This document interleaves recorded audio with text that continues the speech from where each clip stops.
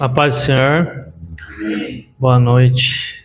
Vamos dar início a mais um ensino bíblico.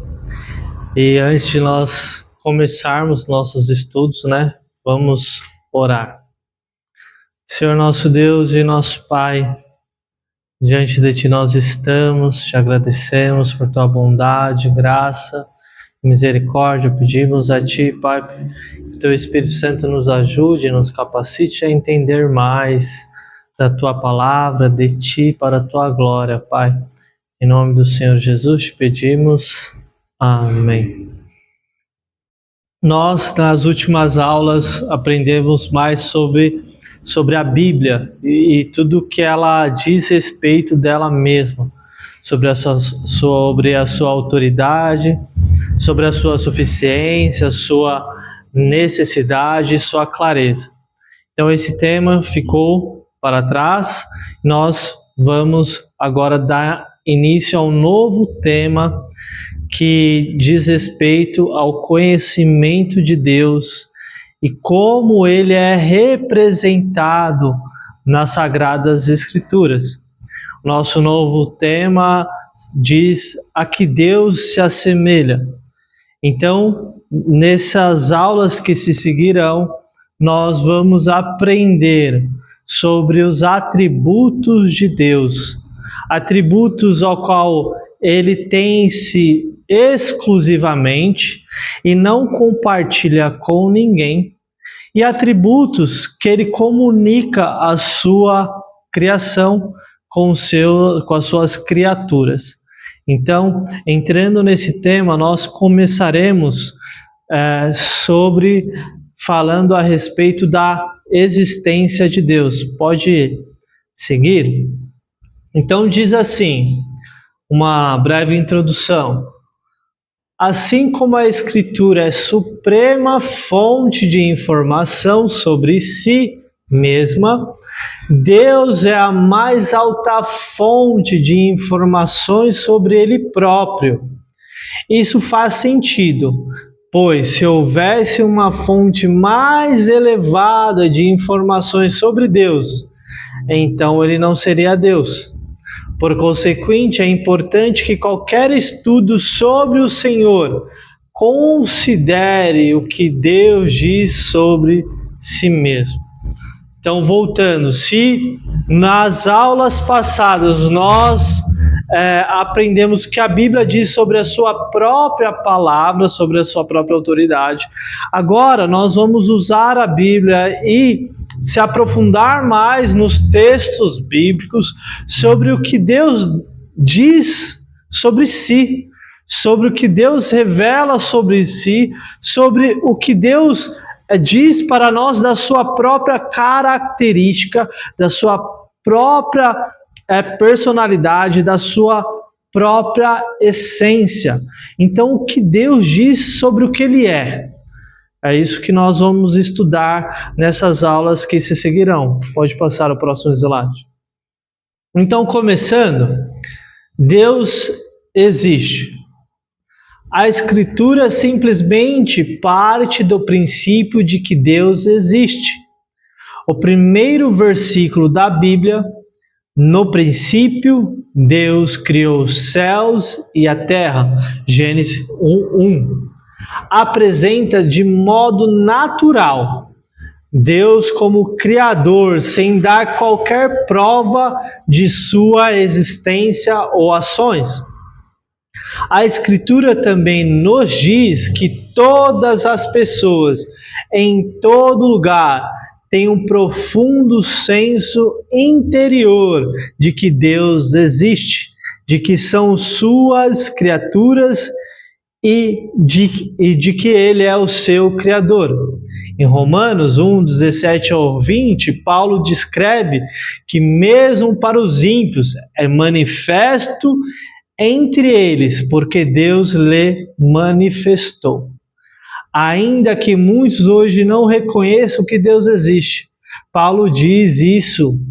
Paulo diz, não reconhece que Deus existe. Paulo diz que isso é porque eles trocam a verdade de Deus pela mentira. Portanto, rejeitam o Senhor voluntariamente.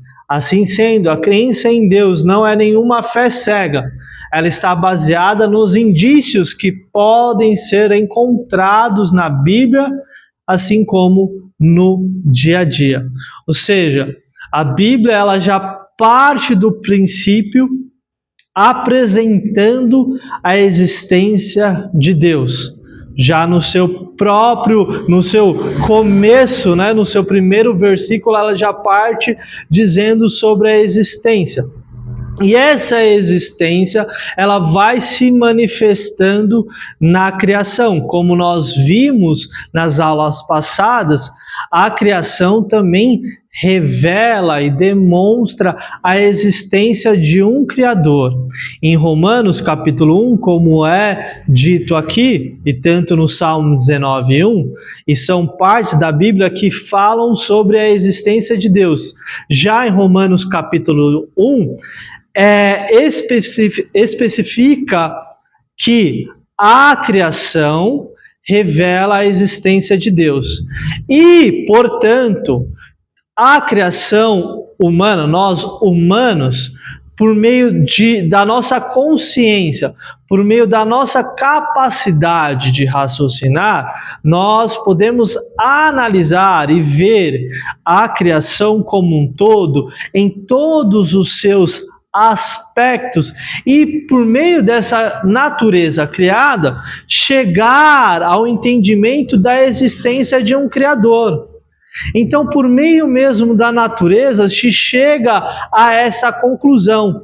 E Paulo ele fala que essas pessoas que não querem enxergar a Deus não é porque Deus se escondeu, não é porque Deus não quer se revelar, não é porque Deus escolheu deixá-las de fora deste conhecimento, muito pelo contrário.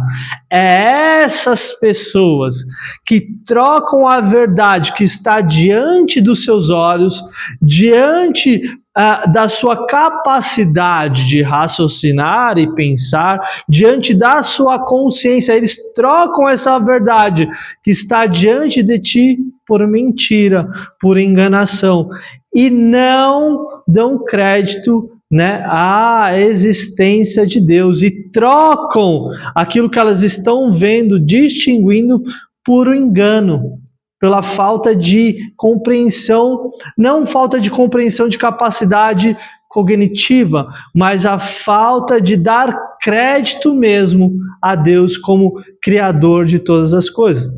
Então, a própria palavra já apresenta Deus como um Deus existente, um Deus que existe, um Deus que se manifesta sem qualquer tipo de prova anterior. Ele aparece já existindo na história. E essa existência, ela passa também para a sua criação. E essa criação também revela que ele existe. Passando para o próximo slide. Deus é conhecível. Deus não apenas existe. Ele existe de tal modo que podemos conhecer coisas a seu respeito e chegar a conhecê-lo pessoalmente. É aquilo que nós falamos também nas outras aulas, e complementando ainda. Deus se revela de forma geral, né, uma revelação geral, que é através da sua criação, e se revela de forma pessoal, através da sua palavra. Então Deus ele se torna conhecível de maneira pessoal através da sua palavra. Deus ele se revela e ele aparece não só como um ser distante que criou a humanidade, criou o cosmos e deixou ela cuidar de si mesma, como um Deus que deu corda no relógio e deixou ele passar as suas horas, como acreditam as pessoas que acreditam em Deus, mas são deístas, né? Elas acreditam em Deus, mas acreditam que Deus criou e deixou a humanidade se virar. Não.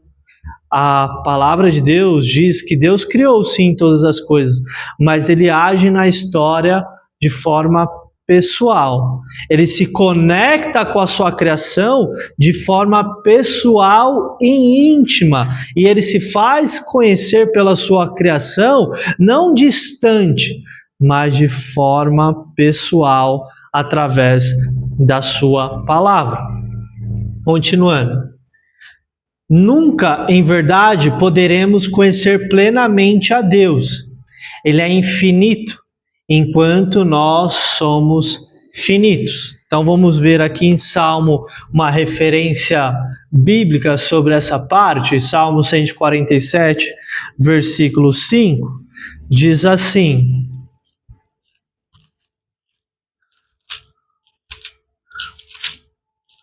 Salmo 147, versículo 5. Grande é o nosso Senhor, e de grande poder. O seu entendimento é infinito. Embora nunca conheçamos a Deus completamente, podemos conhecê-lo pessoalmente. Jesus disse que a vida eterna é encontrada ao conhecermos a Deus e tomarmos ciência que Ele é o único Deus verdadeiro. Ou seja, embora nós não podemos conhecer Ele por inteiro, por causa que Ele é grande e infinito, né, em sua existência, em sua capacidade, mas naquilo que nós conhecemos e podemos conhecer através de Jesus Cristo, já nos garante acesso eterno a Ele, né? Um relacionamento eterno com Ele, através do conhecimento que Ele deixa acessível na sua Sagrada Escritura. Podemos saber mais sobre Ele pelo que Ele nos conta de si mesmo nas páginas da Escritura. Por exemplo, que Deus é amor. 1 João 4, 8. 1 João 4, 8 diz: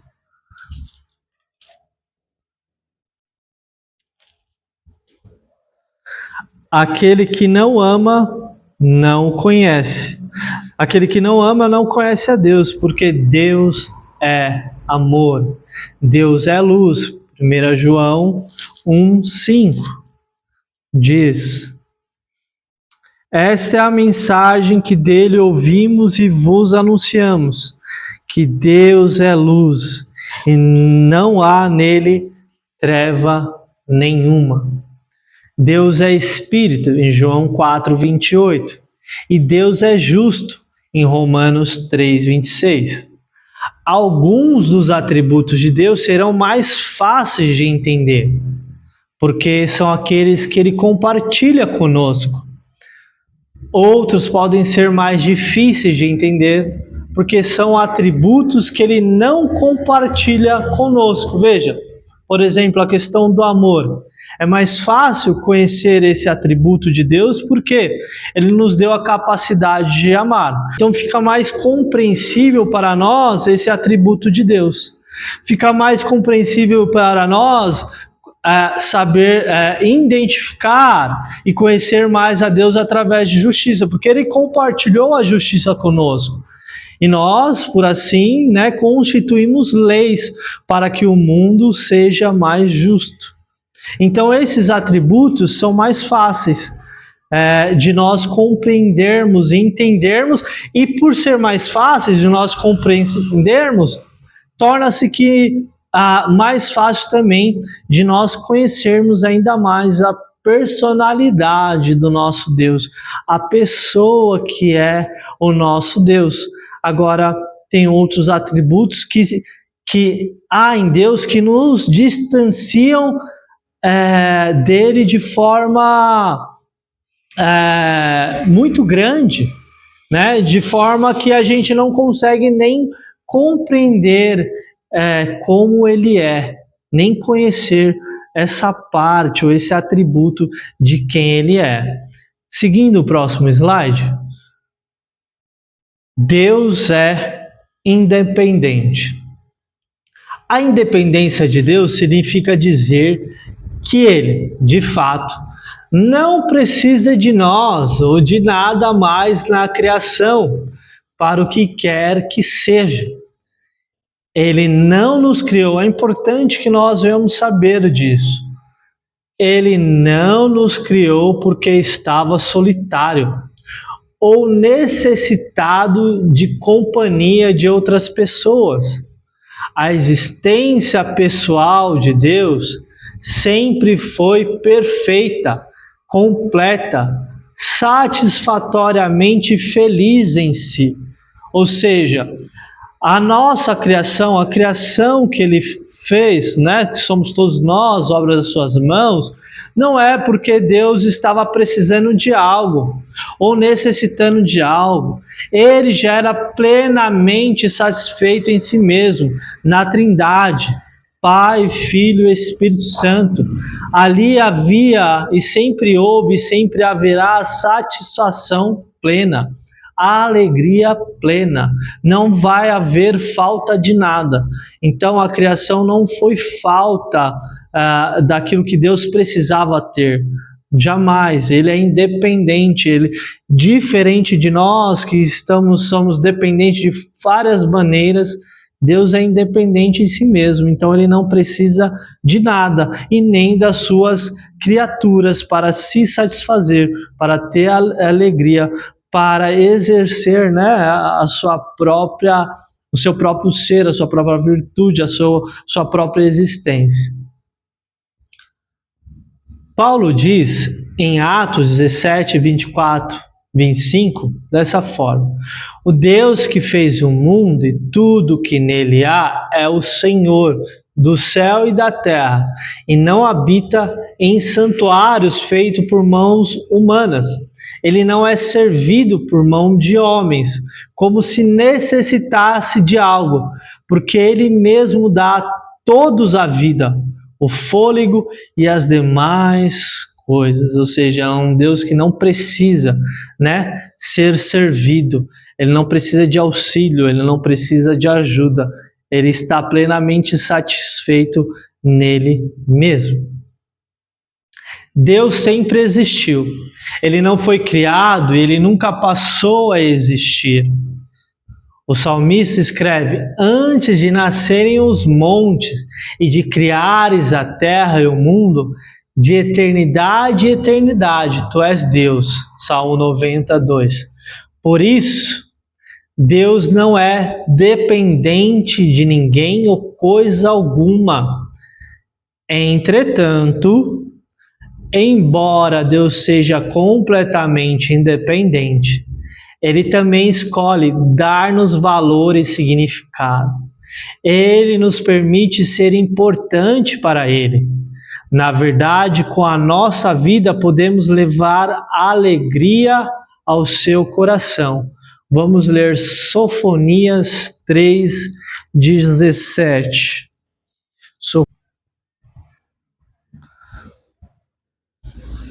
O Senhor, teu Deus, está no meio de ti, poderoso para te salvar. Ele se deleitará em ti com alegria.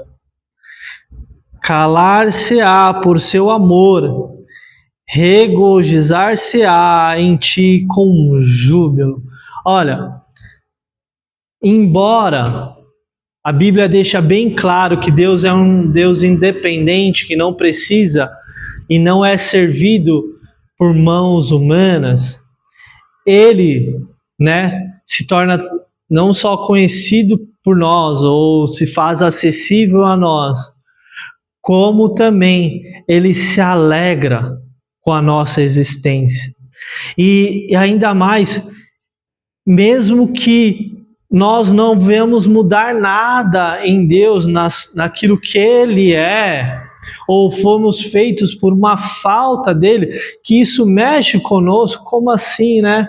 nosso coração, o nosso ego, né, que quer sempre ser visto, quer sempre que as pessoas olhem para si com admiração, que quer sempre ser notado, estamos diante de um Deus que não precisa da sua criação, mas que Ele mesmo dá importância para nós, que Ele mesmo dá significado à nossa existência, de maneira tal, Deus dá significado à nossa existência, que nós, com a nossa vida, mesmo sendo ela às vezes tão falha, né? Mesmo sendo tão às vezes inconstante, mesmo com tantas limitações, melhor dizendo, se nós estamos falando de atributos ou coisas de características de Deus, nós com as nossas limitações e Deus com as suas ilimitações, né? Ele faz com que nós possamos dar, ou faz com que de nós possa gerar alegria no seu coração, possa trazer satisfação ao seu coração. Ele faz de nós, a sua obra, pessoas e seres importantes para Ele. Então, quem nos dignifica não são as nossas mãos, não são as nossas obras, é o próprio Deus que nos dignifica, é o próprio Deus que nos dá importância. É o próprio Deus que sente alegria em nós, sente satisfação em nós.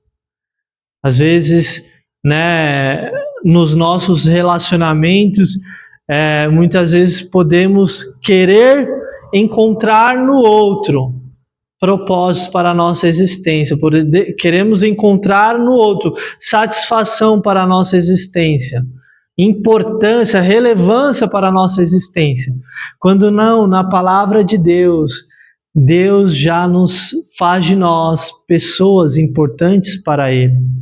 Deus já faz de nós pessoas que podem trazer alegria ao seu coração, podem satisfazer ao seu coração. E é isso que nós temos que aprender, que a palavra traz de significado e conhecimento para a nossa vida. Enquanto as pessoas querem fazer para ganhar títulos, seja onde for, mas principalmente dentro da igreja, enquanto elas querem fazer para ganhar títulos, para se sentir relevantes, para serem chamadas mais vezes, para serem vistas, Deus já está mostrando para cada um de nós que nós somos importantes diante dele. Ele já nos deu essa dignidade diante dele. É porque Ele quer fazer e quer dar a nós essa dignidade, não porque nós alcançamos ela. Então, se nós partimos de um relacionamento que é Deus que faz por nós e não nós fazemos por Deus, nós vamos conhecer Deus como Ele se descreve nas Sagradas Escrituras. Isso muda a forma que nós enxergamos a Ele. Isso muda a forma que nós trabalhamos para Ele, como trabalhamos para Ele. Não é nós querendo se achegar a Deus, querendo ser importantes e reconhecidos por Deus, não. É Deus que já nos reconhece e nos dá importância. É Deus que já se alegra em nós e sente prazer, e através da nossa vida nós podemos dar alegria ao seu coração. Seguindo o próximo slide, diz assim: Deus é imutável. Deus é imutável, mas não de todas as maneiras que possamos pensar que Ele seja. Em vez disso, Ele é imutável apenas nas maneiras pelas quais as Escrituras nos dizem que Ele é imutável. Deus é imutável em seu ser, atributos, propósitos e promessas. O salmista louva a Deus por ele permanecer o mesmo. No Salmo 102, versículo 27, diz assim: mas tu é o mesmo, e os teus anos nunca terão fim. Deus afirma isso quando, em referência aos seus atributos, diz que não muda. Em Malaquias 3:6 diz: de fato, eu, o Senhor, não mudo. Enquanto Deus permanece o mesmo em seu ser, em seus atributos, isto está em direta contradição conosco. Nosso ser muda e nossos atributos também.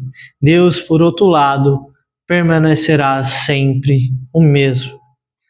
Então, ao contrário de nós, como eu disse já, há atributos que nós entenderemos com facilidade, porque Deus comunica esses atributos com a sua criação. Há outros atributos como esse, como Deus é imutável em seu ser, em seus propósitos, em suas promessas. Já se distanciam completamente da nossa humanidade, da nossa finitude. Por quê? Porque nós mudamos.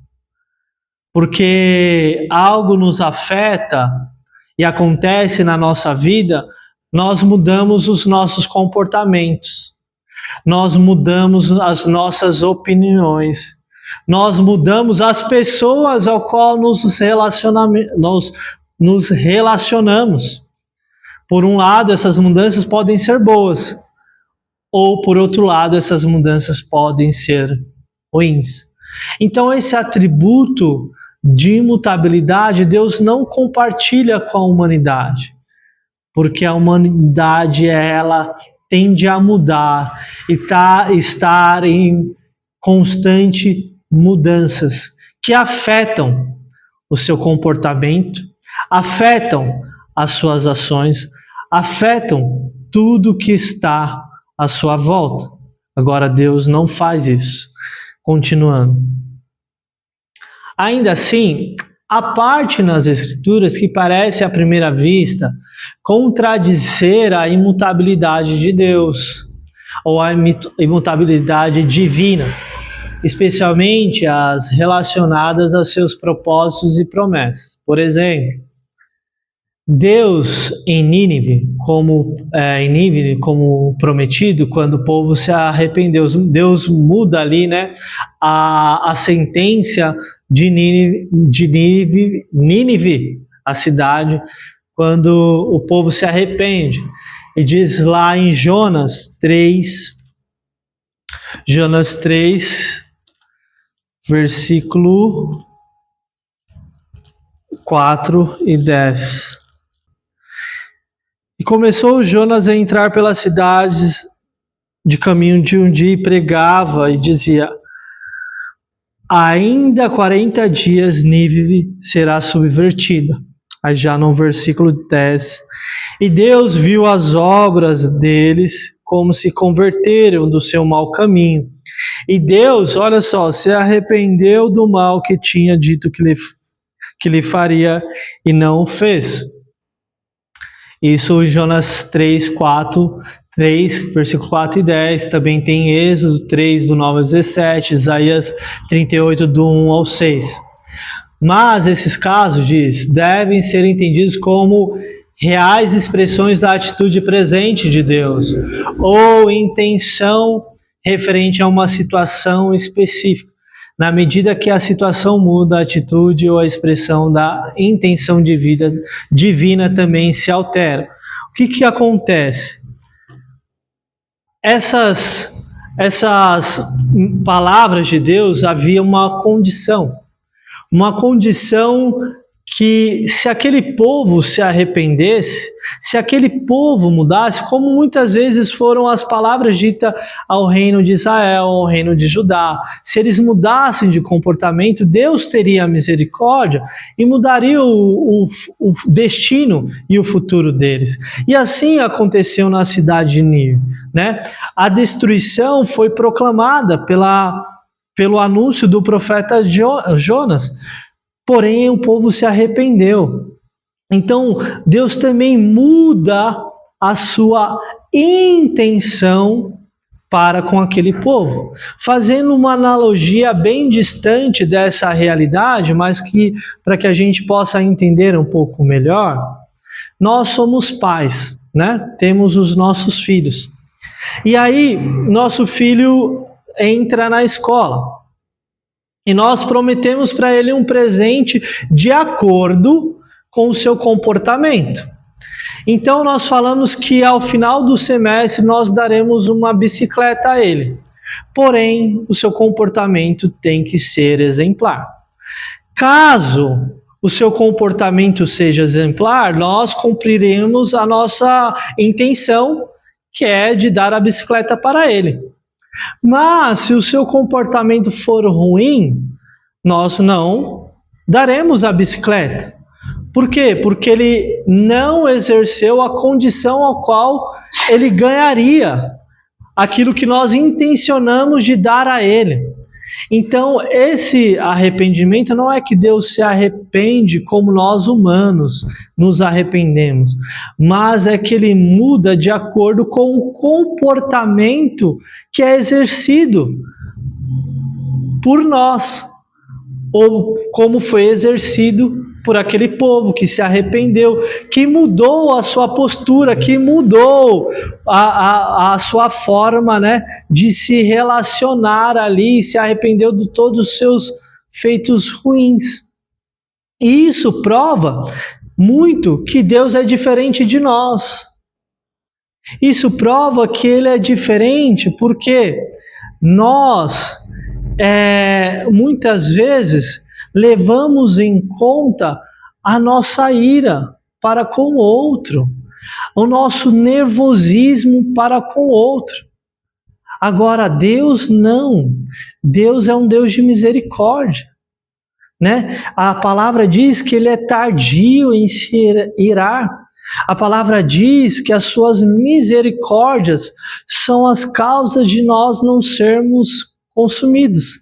Então, por Deus ser diferente de nós, Ele aceita o nosso arrependimento e não se ira logo quando nós pecamos. Veja, Ele dá um prazo, como Ele deu para Nínive. Ele dá um prazo, como Ele deu um prazo para o povo de Israel, né? A tribo de Israel do norte, a tribo de Judá do sul. Ele deu um prazo. Ele deu um prazo até ele procurou e aceitou a intercessão de Abraão sobre Sodoma e Gomorra.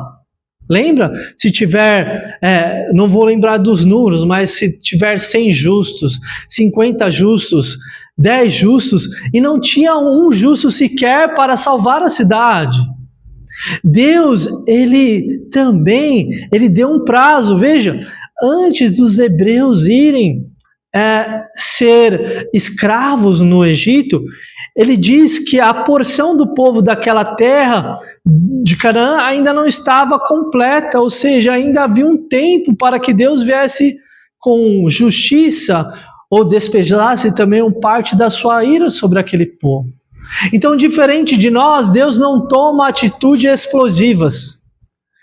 Ele não toma atitudes que de repente ou inconsequente, melhor dizendo. Deus não, Ele espera o momento de agir para que aquele povo, ou até mesmo nós, venhamos se arrepender, para que nós venhamos encontrar e participar da sua graça, da sua misericórdia. Porque Deus, Ele quer exercer bondade e amor sobre todos, mas nem todos mudam, nem todos se arrependem, nem todos creem. E aí nós voltamos para o início da nossa aula, quando diz lá em Romanos 1, que eles veem a natureza, contemplam a natureza, percebem que há um Criador, mas preferem acreditar no engano das suas próprias crenças, do seu próprio entendimento, do seu próprio coração. Então, nessa aula nós passamos um pouco sobre alguns atributos de Deus. E nas próximas aulas nós vamos continuar falando dos atributos de Deus. O que Deus diz o que Ele é. O que Deus diz o que Ele é tem que ser importante para aqueles que creem nele. Então, nessa aula nós falamos de 4 atributos, que foram existência, ser conhecido, independência e imutabilidade. 2 atributos ele compartilha conosco, que é a existência. Ele compartilha a existência com a sua criação, porque nós existimos. Ser conhecido, também ele compartilha com a criação, porque nós conhecemos uns aos outros. Agora, independência, ele não compartilha com a criação, porque nós somos seres dependentes, primeiramente de Deus e um dos outros. E também ele não compartilha conosco a sua imutabilidade. Só Deus não muda, ele permanece o mesmo. Nós, a criação, sim, mudamos e mudamos muitas vezes por vários aspectos que acontecem com a nossa vida. Então, essa é a nossa aula dessa terça-feira. Espero que vocês tenham gostado e meditem no material que eu enviarei depois também no WhatsApp. E você que me acompanha pelo YouTube, Deus abençoe, tenha uma boa noite e, se Deus permitir, até a próxima aula. Fiquem na paz.